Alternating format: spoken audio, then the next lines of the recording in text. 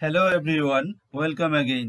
আজ আবার পুনরাবৃত্তিমূলক বাংলা শব্দগুলো, যেগুলো কিনা ধন্যাত্মক এবং অনুকার শব্দ, যেভাবে ইংরেজিতে বলতে হয় তারই আরেকটি ভিডিও পার্ট 3 নিয়ে এসেছি।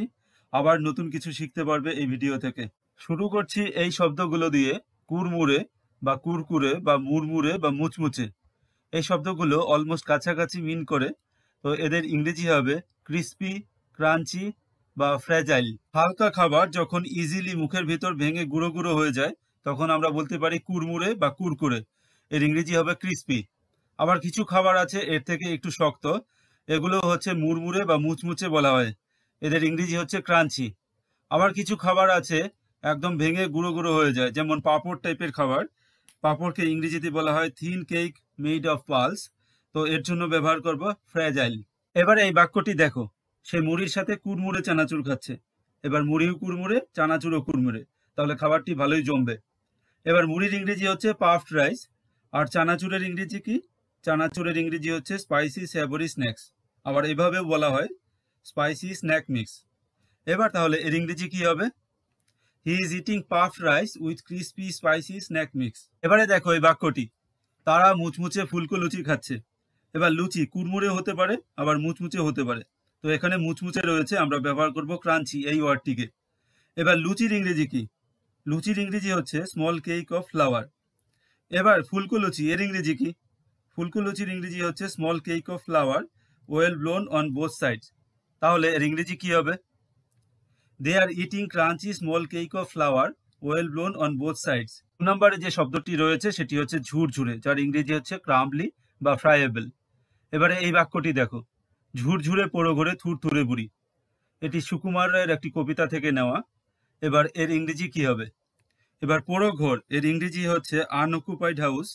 আর থুরথুরে বুড়ি, এর ইংরেজি যদি আমরা জানি তাহলেই আমরা সেন্টেন্সটি করতে পারবো।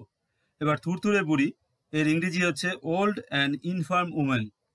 এবার দেখো তাহলে সেন্টেন্সটি, an old and infirm women is in a crumbly unoccupied house. আমরা কিন্তু ক্রাম্বলির বদলে ফ্রাইয়েবল এই ওয়ার্ডটি ইউজ করতে পারতাম। পরের বাক্যটি দেখো, কেঁচো মাটি ঝুরঝুরে করে এবং মাটির উর্বরতা বাড়ায়। এটি ইংরেজিতে কিভাবে বলবো? এর ইংরেজি হবে earthworms crumble soil and increase soil fertility. তো আগে আমরা ব্যবহার করেছি ক্রাম্বলি, যেটি হচ্ছে অ্যাডজেক্টিভ। এবার ইউজ করেছি ভার্ব হিসেবে ক্রাম্বল, এটি হচ্ছে ভার্ব। 3 নম্বর শব্দটি হচ্ছে ফোঁস-ফোঁস, যার ইংরেজি হচ্ছে হিস। গর্তের ভিতর সাপটি ফোঁস-ফোঁস করছিল। এর ইংরেজি হবে the snake was hissing inside a hole. 4 নম্বর শব্দটি হচ্ছে দাউ দাউ। এবার দাউ দাউ করে আগুন, এর ইংরেজি কি হবে? এটি যদি ভীষণভাবে ভয়ঙ্করভাবে আগুন লাগাকে বোঝায় তাহলে আমরা ব্যবহার করব বার্স্ট ইনটু ব্লেজেস, অথবা আমরা ব্যবহার করব বার্স্ট ইনটু ফ্লেমস।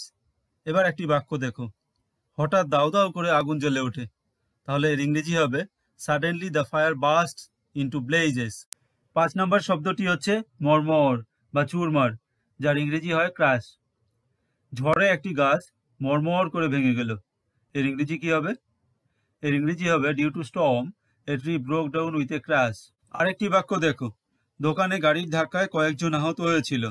এবার শুধু কি ধাক্কা আমরা এমন করে বলি, অ্যাকচুয়ালি দোকান চুরমার হয়েছিল, তাই কয়েকজন আহত হয়েছিল। তাহলে এই বাক্যটি কিভাবে বলবো ইংরেজিতে? এই বাক্যটিকে এভাবে বলবো, some people are injured as a car crashed into a shop. 6 নম্বর শব্দটি হচ্ছে ঝুপঝাপ, যাকে ইংরেজিতে বলা হয় স্প্ল্যাশ। এবার দেখো, ছেলেরা ঝুপঝাপ করে জলে পড়ছিল।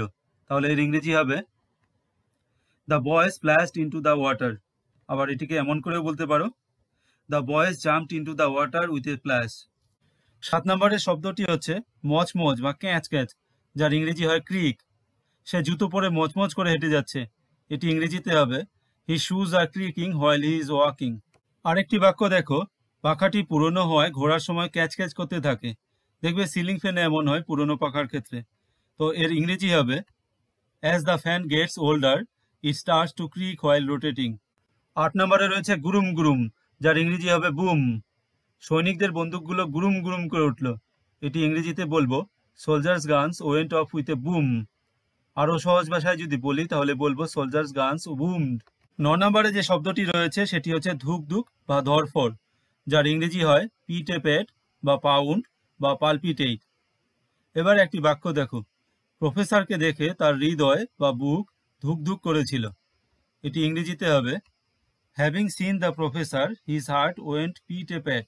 এই সেন্টেন্সটি আবার এভাবে বলা যেতে পারে on seeing the professor his heart started pounding.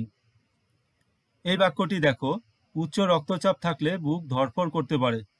এটি ইংরেজিতে আমরা এভাবে বলবো high blood pressure can cause chest palpitations. শেষে দেখো নদী বয়ে যাওয়ার শব্দ কলকল, যার ইংরেজি হচ্ছে মারমার। কলকল শব্দে নদী বয়ে যায় বা কলকল রবে নদী বয়ে যায়।